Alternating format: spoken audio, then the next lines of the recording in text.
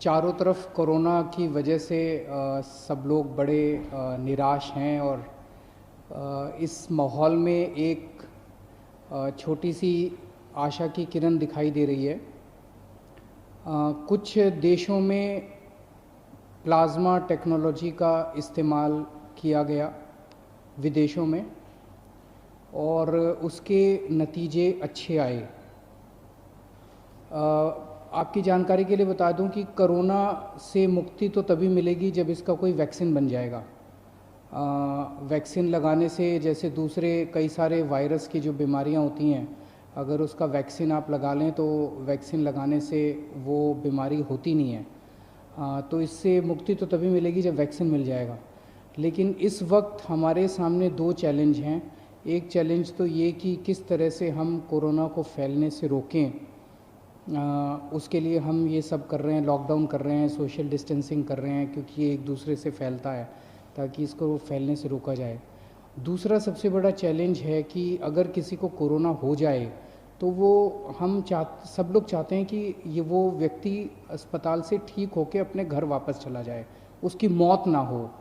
और ये देखा गया कि अगर उसमें कोई और बीमारी हो, जैसे डायबिटीज़ है, हार्ट प्रॉब्लम है, सांस की कोई बीमारी है, कैंसर की बीमारी है, तो फिर उसके जीवन के ऊपर संकट आ जाता है और अक्सर कई केसेस में उनकी मौत हो जाती है।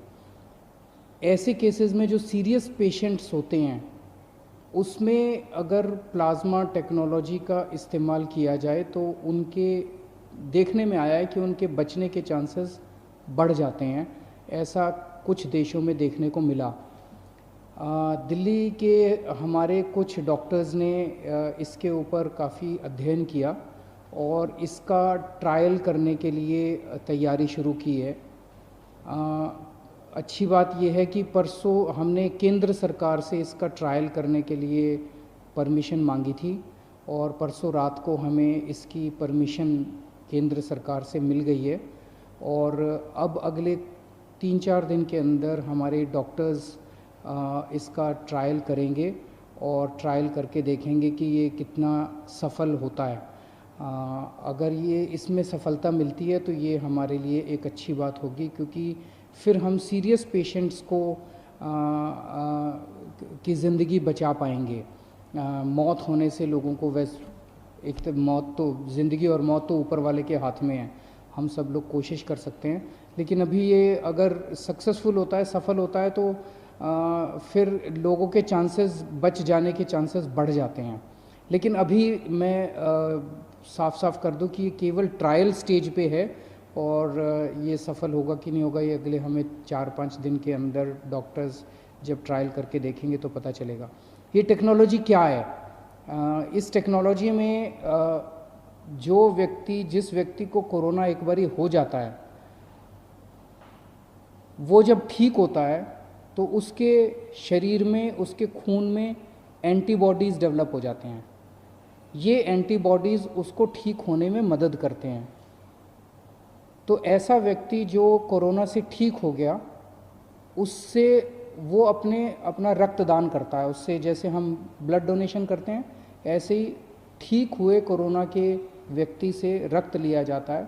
1 बोतल खून देता है वो, और उसमें से, उसके खून में से प्लाज्मा निकाला जाता है और वो प्लाज्मा को एनरिच किया जाता है और उस एनरिच्ड प्लाज्मा को किसी दूसरे पेशेंट में इंजेक्ट कर दिया जाता है। उसके पेशेंट में दूसरे पेशेंट में जो भी बीमार है उसमें डाल दिया जाता है। तो उसके नए पेशेंट में वो प्लाज्मा के एंटीबॉडीज़ चले जाते हैं और उसके अंदर ठीक होने वाले एंटीबॉडीज़ डेवलप हो जाते हैं। तो इस तरह से ये टेक्नोलॉजी काम करती है। हम सब लोग प्रार्थना करते हैं कि हमारा ये ट्रायल सक्सेसफुल हो। अगर सक्सेसफुल होता है तो इससे एक उम्मीद बंधेगी। और भी कुछ राज्य, जैसे मुझे पता चला है केरला, महाराष्ट्र वगैरह इसके ऊपर काम कर रहे हैं और मैं उम्मीद करता हूं कि सबके प्रयास इस बारे में सफल हों।